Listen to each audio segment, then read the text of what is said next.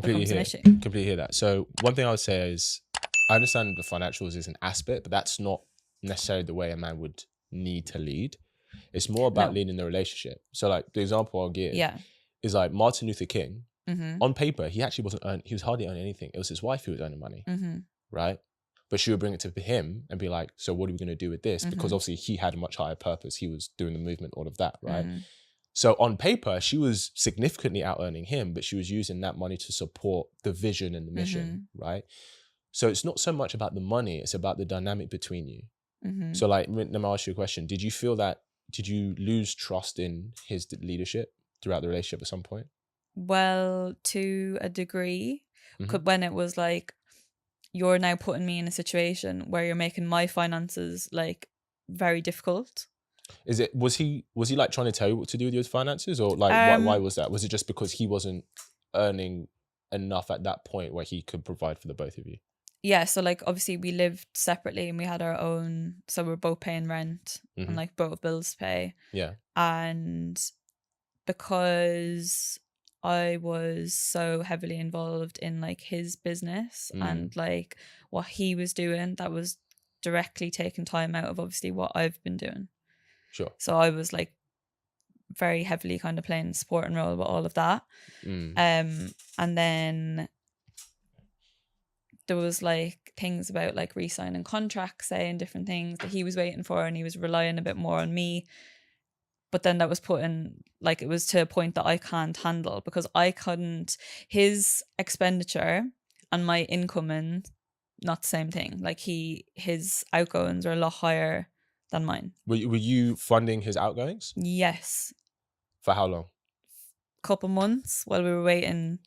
He was waiting to like say re-sign contracts and different things. Okay. So it was like a couple of months of it. But then even when he did re-sign a couple of things, it was, I don't know, it just never really got rectified from there. When you say rectified, what do you mean? Like, I just felt, and I felt like that was what happened in my previous relationship as well. It was like when the finances became an issue, it was like nothing else before the finances. It was specifically when the finances become an issue. That's when the whole relationship kind of crumbled. And why do you think that's happened? Because I feel like it's that, I think, man thing of they feel like they have to provide.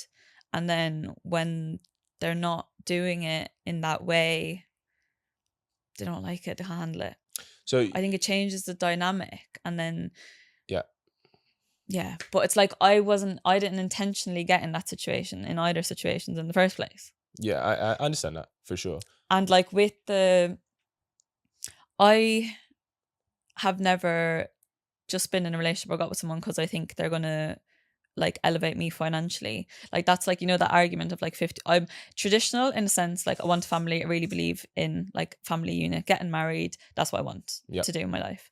How that looks like, I know men like to lead, men like to be the provider. There's obviously loads of different ways, as we spoke about, that you can lead though, and there's some more important. I'd say less men want to do that now, but yeah. But that's like all these conversations that are about relationships online all the time. It's usually centered around finances, isn't it? It's not really about like the other ways. I'm seeing a little bit more, or maybe it's just my algorithm at the minute. Seeing a little bit more now about like traumatized by the finances, and now the algorithm is pushing about. It's just all about the money, humility and peace and all that stuff. I get you. But that is like a lot of the conversations, isn't it? It's just all around finances. But I found in both of them situations, that was when the relationship ended, basically, and it was centered around finances, really and truly. Okay, so first I'll say you don't have to share anything you don't want to. You said you were with your previous relationship, was it 4 years? So the two I'm speaking about, my most previous one I was with him for 18 months, and then the one before that was 5 years. Okay, so let's talk about the 18 months one. Up until those 2 months, was he? It wasn't, so about 6 months. Oh, I thought you said it was 2 months that you were funding his no, it was about 6 months. About 6 months. Yeah. Okay, that's like half the relationship. Okay, fair enough. Yeah. And you said with the one previous that was like 4 or 5 years. Yeah, and that was only the last year or couple of months where that became the issue. And I wasn't funding his life, that long relationship. It was just more of we'd had the conversation, he's going a new way, we can't do dates. But I said I'm not willing to give up holidays, because this is when I was teaching, and obviously we only get holidays at certain points in the year, and you're so stressed and run down. I was like, I need to go on a holiday. And I said, I can go with the girls, but I know you're not going to like that all the time. So if I'm saying I'm going to pay for him, yeah, you can't really tell me no, because I'm making a compromise of no dates and no things. But like the holidays was just non-negotiable. So he told you no, even when you want to pay for him. Yeah, but that's what I paid for 2 holidays that he went on, but self-sabotaged both of the holidays because I think he felt emasculated. So he did let me pay, but it was a conversation we had before where he didn't want to do it. Sure. Were you making the decisions because you were paying? Not even. So like Genuinely. you're like, hey babe, here's the money. What are we doing with it? Yes, like really. I really. Okay, that's on him then. That's on him. Like legit, that's on him because, like, because this is what I was saying about. I used the Martin Luther King example. Even if as the woman you're earning more, if you have that traditional dynamic, what you're bringing to the relationship is there to support the mission that he's doing, right? Yes. If he has an issue with that, then that is completely on him. And I used to always say to him, I was like, I know this is only going to be a short-lived period of time. And I was like, I'm perfectly happy to do this right now. Like I was like, don't be feeling emasculated by it, because like I know when you can that you'll do above and beyond for me. So I have a question. Because if you knew it was for a short period of time and he was like, we're not going to do holidays, why didn't you just not do holidays? Well, I didn't know. I don't know for certain, but obviously I'm trusting him, isn't it? Yep. That's like his vision and he's telling me this is going to happen and I'm trusting and I'm believing in that. But it was for me at the time, like genuinely, like with the way I was working like 80-hour weeks between teaching and running my like beauty business. So when I have a week off here and there, I need to go away. So was there not something else you could have done that would give you a break but still followed his plan of not doing holidays? But do you not think me compromising on not going on dates, like say the holidays, right? So I'd get 2 holidays a year, for example. Like 2 of the holidays I went on, for example, one was literally for a day. It was a day to Paris, and it was because there was teacher strikes, and it just so happened to fall on my birthday. And I was like, we're going to Paris for the day for my birthday. And then the other one was a summer holiday for a week in the summer. Yeah. So listen, I don't disagree with you. Like in that situation, I'd be like, yeah, sure. Like you want to go on holiday? Let's go. Right. If I was falling on hard times. I don't disagree with you in terms of your logic of what you'd like to do. But if you're with a man and this is what he says, this is the plan, at least for now, and you're like, no, I'm going to do it anyway, that's you not following his leadership. I understand. But also from my perspective, it's like I have and am already making so many compromises for you. And I'm asking this one thing. I understand.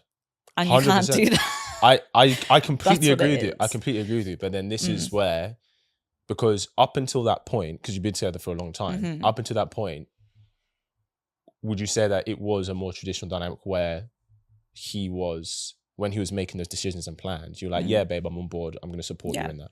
Okay. So that's where the shift happened. What happened was it went from, because he was in a position to do whatever, you're like, cool, I'm going to follow your leadership. I'm going to follow the game plan. And then when he wasn't in that position, and I completely understand why you want to do things you do. I'm on board with you with that.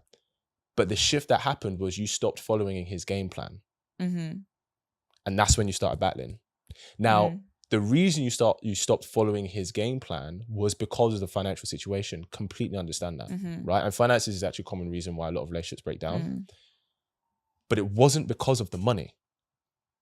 It was not because of the money. It was because he felt you were no longer on his team. You were trying to make him be on your team. But I don't know how you could feel like that when I'm being so supportive. Like, and this is like, I think like... Because when he says, hey babe, we're not going to go on holiday, and you're like, no. But to all the other things that he does that I just still agree to, but it's just that one thing. But this is like... But here's the thing. This is where you go to him, you say, you have that conversation about, look babe, this is what I feel like I need. This is what's really important to me. Is there something we can come up with together? And let him come with a solution. That's his role as the man and leader in the relationship. But when you go, no, fuck you, I'm going, you're saying, I don't trust you to lead us anymore. All he hears is that's just disrespect to him. That's the dynamic that changed. It has nothing to do with the money. Mm. And I completely get, but here's the thing, and this is what I think a lot of women can miss out on. I'm not saying it definitely would have gone this way with him, but I'm saying, for example, in that situation, if, for example, you go, okay, I know I want to go on holidays. I know I need this break, but if this is what my relationship needs right now to help him succeed, that's what I'm going to do. If that's what he needs from me, that's what I'm going to do. He then becomes super successful. Who does he reward for that? You. Yeah. That's what happened with Jeff Bezos. That's what happened with Bill Gates. Like, because with these billionaires, who obviously because of their money, they can get any woman in the world. I know Jeff Bezos and Bill Gates, I don't think they were their wives anymore, but they were with them for a long time.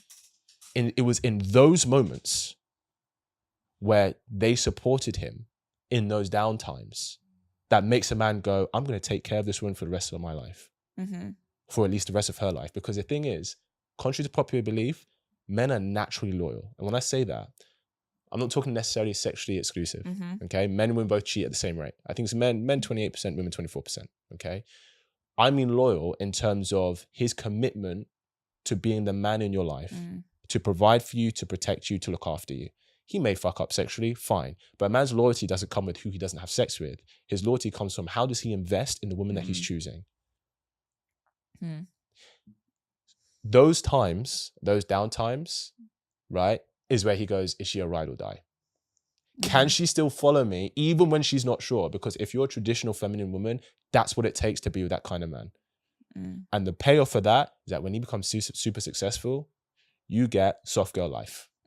But how many cases is there actually of them men becoming super successful? There's no guarantee, but here's what I'm saying.